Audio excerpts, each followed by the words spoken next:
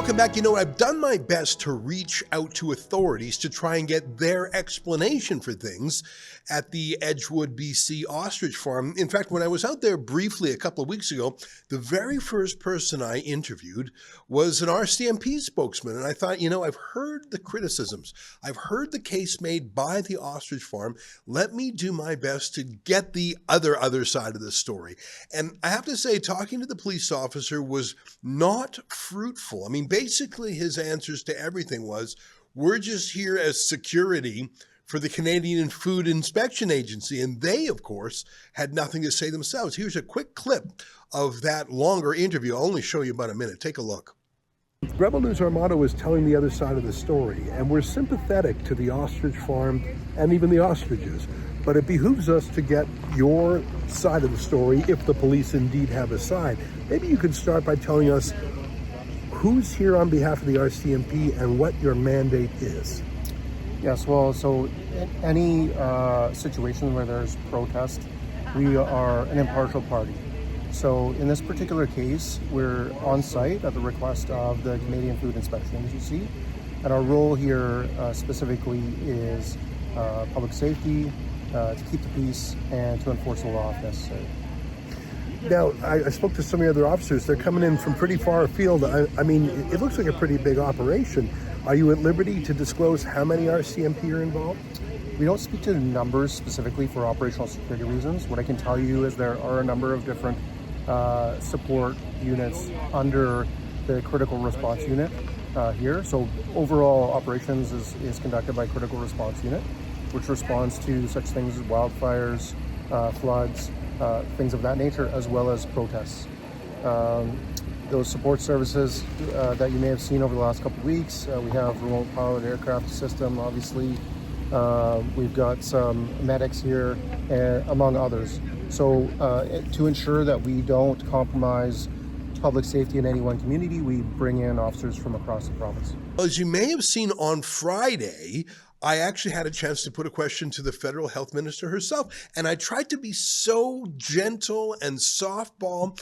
You saw me. I said, don't talk about the lawsuit. Just try and help me understand why the federal government wouldn't at least pause the execution of these birds, even to placate U.S. Health and Human Services Secretary Robert F. Kennedy Jr. And you saw how that went. She just looked at me blankly, and her staffer insisted we move on. Here's a clip from that. Thank you, Minister, for agreeing to accredit Rebel News. I very much appreciate your dedication to freedom of the press. I have a question about the ostrich farm. Now, don't worry, I'm not going to ask about the lawsuit because I don't want you to talk about anything that are before the courts. But there was a letter, and I noticed in the statement you talk about Canada-U.S. cooperation. I know that Robert F. Kennedy Jr., your U.S. counterpart, has written saying he thinks that there's some medical research value in these ostriches because they had avian flu, but then have recovered and are now immune. In fact, he's offered to do the research and even to pay for it. It seems to me that we need allies around Trump's cabinet table. And if you could throw him a bone and say, sure, Secretary Kennedy, you can study these birds, it's sort of no skin off Canada's nose. And don't you think it would be helpful to have an ally in Trump's cabinet when we're doing our trade negotiations? Prochaine question, merci. That's my question. Don't you think it would be helpful to have a friend? Next reporter, merci. Oh, you're not going to answer, Minister? Prochaine question, merci. I don't understand. Did I do something wrong? Next question, thank you. Minister, did I miss an answer? I don't get it. Okay, I'll sit down. I guess it's question period, not answer period. Merci beaucoup. So weird. I got to tell you, there's all sorts of theories and rumors and hunches that people have. And this silence in the case of the health minister, total silence in the face of legitimate questions, it's not helping. It's making things look even more suspicious. I mean, there's got to be a good explanation for things, and failing us being told that, we'll come up with our own theories. Well, one man who's been on the ground of the ostrich farm for I think over a week now, and he has brought some interesting tools and an interesting eye to things. Is our friend Chris Dacey. Normally, he's in Ottawa. Sometimes we see him in Toronto or other places, but he has decamped for Edgewood, BC. Chris Dacey joins us now. Chris, great to see you. Thank you for joining us from British Columbia. Yeah, thank you. And it's actually going on over just over 2 weeks now. Oh my gosh! Yeah, Well, yeah. You're becoming an old timer out there. When I visited, it was very brief. There was a fairly good sized crowd of people there. Are the people still there in their RVs and their tents and their cars? Is it still a bit of a mass event? Yeah, definitely. There's still a large number. I would say the number has slightly dwindled, but people are still coming and going continuously. So yeah, the numbers are a bit lower, but it's still quite a large number of people here. Presently, a few are gone. There's actually a rally going on in, I believe it's Kelowna this morning. So there was a rally at the RCMP, and a lot of people went over there for that. Huh. Now, you're used to covering the Ottawa protest scene, which is a very particular group of people, both on the police side and the protest side. I mean, I suppose there's different protests, but it's a bit of a different thing. I think in BC we have a permanent standoff. How would you compare what you traditionally report in Ottawa versus what you're seeing in BC? Are there any similarities, or it's just a completely different kettle of fish? Yeah, I would say that this is a pretty unique situation. The only similarities is being stood up face to face with police, which I mean, that's happened to me a number of times. But other than the RCMP and the large number of police, this is a pretty unique kind of place and a pretty unique protest. I don't even know if it's protest. I wouldn't say that. Supporters, I don't even know what to call it, to be quite honest. Huh. Now, you mentioned you've been there for 2 weeks. I guess time flies. I think the police have been there now. I think it's going to be measured in months. And I don't quite understand it because they're, like I said, they're there sort of as the escorts, the bodyguards to the farm inspection people, the Canadian Food Inspection Agency. So the cops, at least they say they're not the deciders here. They're not the bosses here. It's like they're the helper-outers. How are they doing? I mean, I asked the cop, what's your morale like? And his answer was, well, it's our job. You actually managed to see an image of an RCMP chaplain, as in a religious clergy member who traditionally, if I understand military or police chaplains, their job is to, help with morale, help pep people up, help people get over grief or a crisis. Why would the RCMP be bringing in a chaplain for their own people?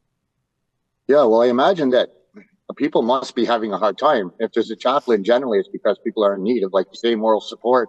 I have posted in the last few days a little bit about the behavior or kind of the stress of the RCMP. There's been a number of incidents, with RCMP leadership yelling at supporters here, yelling at each other, and even an incident where an RCMP officer was yelling back and forth at a PLT. So the RCMP PLT, that's just for our viewers. That's a police liaison team. That's sort of like the police ambassadors. Is that right? Yeah, correct. So we have those in Ottawa as well. We have them on Parliament Hill. So those are kind of go-betweens. So they are police officers, but they're not really involved in the policing. They're more go-betweens.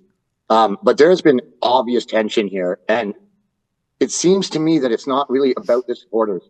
I think it's tension being under the orders of the CFIA. Every time you ask the RCMP anything or there's a request, the RCMP are basically, they're going to hand off notes, and they're going to ask permission from the CFIA for everything. And then they come back to the family and they'll say, oh, yes, no. Generally it's no for every question, but the CFIA is definitely in charge. It's very strange, honestly. Yeah. Now, I mean, that's one of the things I asked the cop spokesman is, where are all these police from? Because Edgewood is just a very small place. Kelowna is about 2.25 hours away by highway. It's not a huge city, but it's a city. To get that many police officers, I estimate there's about 50 of them altogether. And they come in different shifts and they're coming back and forth. Like it's a really big operation. My guess, Chris, is it's the largest police operation in British Columbia. It's been going on for more than a month. People have come in from quite far away to get 50 RCMP. Now they are getting paid a premium, overtime, travel pay, like they're making money, but it wouldn't surprise me if they're lonely, if they're a little irritated, if, like you say, they're not used to working for some government bureaucrats in the food inspection side of things. Plus, police are curious people. They go online, they would check social media. They probably are getting an earful, and some might be numb to it, but I think police want to think of themselves as the good guys. Maybe it's all adding up. Being away from home, a purposeless mission, being criticized by the public and social media. Maybe that's why the chaplain's there. These cops just don't want to be there. Yeah, it very well could be. And I know that since I started providing certain kinds of video, Mike Rood has taken some incredibly good video with some camera equipment that we have here. And we're just trying to answer questions that the public have. Right, the RCMP attempted to help answer this question by flying a drone to do a head count, and they were reprimanded by CFIA. Really? So, yes, yeah. So, I can see that there'd be frustration. It's starting to get to a point where this is looking very embarrassing. The CFIA are not transparent. They have no spokespeople, not for the family, not for the public, and not for the media. And then the RCMP are here kind of doing their bidding, but they're the front face. So they're getting a lot of the heat when, just following orders, but they're here under the warrant, and that's what they're here for. But it's CFIA show, and I think that's frustration on their part. Yeah, the government, I think, has a moral duty to let the public know some basic things. I accept, even though I disagree with what the CFIA are doing, I accept that they may have some confidential processes or operations. I get it. But to never say anything, not say a word, to be completely opaque. And by the way, it comes from the minister herself. Chris, I don't know if you saw that blank look on her face when my question was so softball, from the top down. And these cops are the ones that are taking the abuse for it. And as you say, they're following orders, but that's not a great excuse. I don't know. I find the whole thing frustrating. Let me pick on something you said. You said the police had offered to use a drone to do a head count of the birds because how many have passed away? Have any been killed so far? Have there been any accidents? Has any ostrich died? And the CFIA tried to keep that confidential or secret. Now, you were saying that the police offered to do a drone sweep, but they got in trouble for it, or maybe I misunderstood you. Tell me about the drone and the head count. Yeah, so that the drone was flown. Actually, it's a while ago now. So for quite some time, people have been asking for a head count, which isn't unreasonable, I don't think. And not having the head count is causing a lot of stress. It's causing a lot of wild speculation. And so the RCMP decided to try to fly a drone. Quite high this time, so there wouldn't be another incident where the birds got spooked. I think they learned from that. But they put their drone up, and they were reprimanded almost immediately after. Now, how were they reprimanded? How did you hear about it? Did you see it? Did they tell you? How do you know they were reprimanded? I didn't see it personally, but that's the message that was relayed to me from the family. Huh. Isn't that interesting?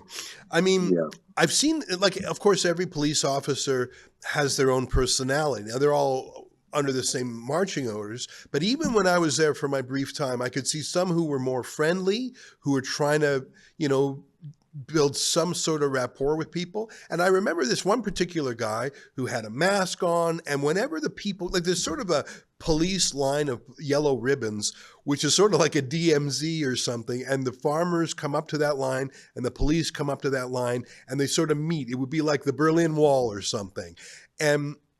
And when the farmers come up and talk, the police are there and they're trying to keep the energy level down. They're trying to, be friendly. And I respect that's hard work. But there was this one cop I saw who had his face mask on, who was filming any farmer who came close. And I thought, I'm going to swear here, that guy's a bit of an asshole.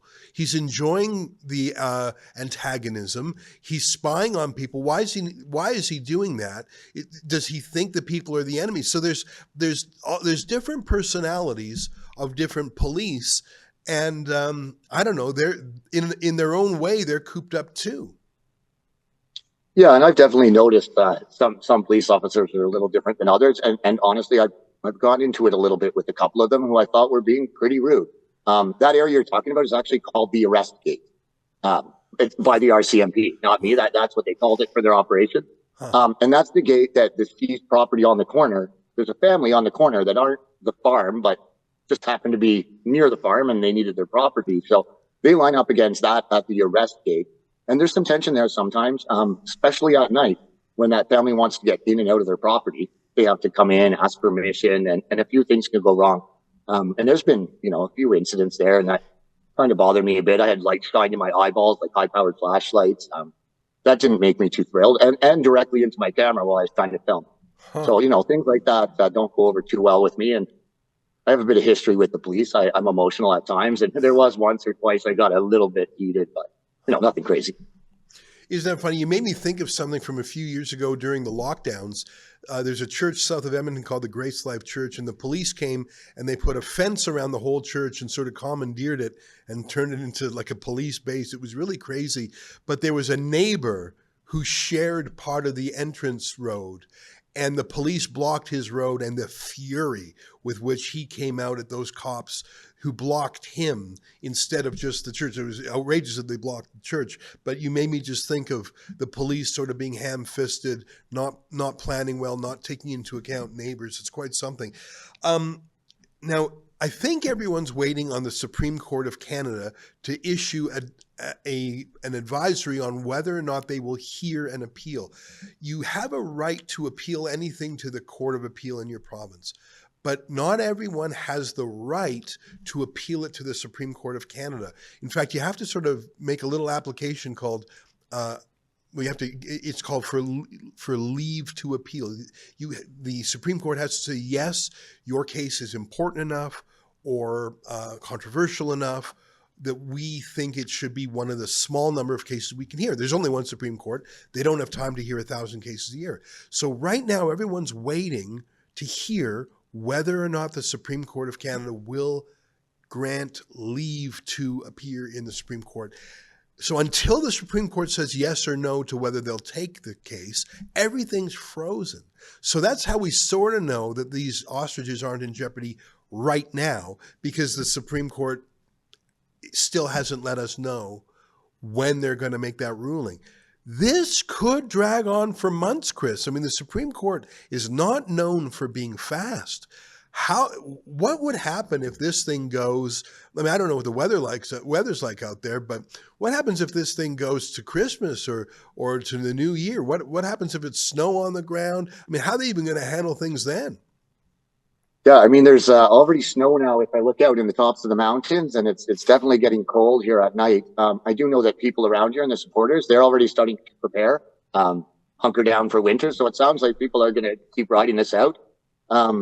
As far as winter coming, actually, that brings up an interesting concern as well. Normally, there's preparations for winter that are done on this farm. Normally, there's a lot of stuff that is done on this farm, and a lot of that work doesn't seem to be being done.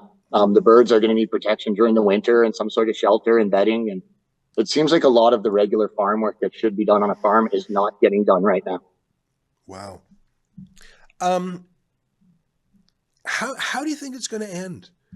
I mean, I suppose that's a tough question. You don't have any secret knowledge, neither do I. But just based on your gut and how the CFIA has handled itself, how the RCMP has handled itself, how the counter protesters, if I'd call them, how do you think this is? I mean, what's going to happen? Yeah, I mean, it's hard to say really, and I'm not going to guess what the court may do or anything like that. But I mean, this is such a big story already, so much attention still, and it's continuing to keep that, the attention of the media and of people, which I've never seen anything really like that. If they go ahead with this, like I can imagine, honestly, I don't know. Everything about this is so bizarre. I just think that if they do go ahead, people are already quite upset with what they're seeing. They're upset with the behavior of the CFIA, with unelected bureaucrats and the armed wing of the government protecting them. So there's a lot of upset people. If they start killing birds, that ups, that will seriously up the energy and the emotion for people. So I'm kind of wondering if they're holding out or they're waiting till winter, hoping things will die down. I'm not really sure, but I don't see how this plays out well. The government's not one to normally back down. Yeah. Let me ask you one last question before we let you go. you have managed to zoom in. I think you've got a great zoom lens or something. Tell me a little bit about that. I tried to put my phone on the other end of a telescope and that did not work, but you found a solution. Tell me a little bit about this. I don't know if it's a lens or a telescope. Tell me how you managed to zoom in, because you had some unique footage really close up of the CFIA interacting with the ostriches. How did, I mean, if it's a trade secret, then don't Yep. tell me. But if it's something you feel comfortable sharing, because I think you really cracked the code on that. Yeah, I mean the camera itself is a Nikon P1000, and it has 125 times optical zoom. Wow. Wow. So, Well, there's your answer on right there. yeah, I mean, you could on a see tripod. the craters on the moon with 125 times zoom. I did actually while I was here too. There was a full moon or a super moon, and I got some great pictures of that. And those photos and videos are coming from, I mean, I won't say exactly where, Crown land, but some of them are well over a mile away, 2 miles. We were, I think, 5 kilometers away one time filming. So it's one heck of a lens. Wow. Well, that really showed the lengths that the government is going to hide what they're doing. It really is quite shocking. Well, Chris, we're so grateful that you're there. Thank you for being there. Different rebels have done shifts. I don't know if we have a rebel on the ground right now. I'll have to check if Drea is there. She's gone a few times, but she always has to go back to Vancouver sort of to refuel and things like that. But I'm glad you're there. What's the best way for people to follow your work, Chris? Yeah, all my work is going up to X, at Chris Dacey on X. And while I'm here, I'm also sharing stuff to Facebook. I've been banned from Facebook, but we're using Mike Rood, Sergeant Mike Rood, retired, the Rood Awakening Tour Facebook page. So for people on Facebook, check that out. And he does a lot of work helping the veteran community. So it's nice to be collaborating with him. Great. Well, I really am grateful for your work. Like I say, you've got some new stuff that no one saw before until you got that 125 times lens. And I think you bring you're sort of a seasoned veteran from the streets of Ottawa. And I think there's a little bit of the trucker convoy spirit out there amongst the ostrich supporters. I mean, it's obviously a lot of differences, but that same feeling of standing up to the government against long odds. So, Chris, I'm really glad you're out there, and thanks for sharing your info with us today. Yeah, thanks for having me, Ezra. All right, our pleasure. There you have it, Chris Dacey, and you can follow him as I do on X.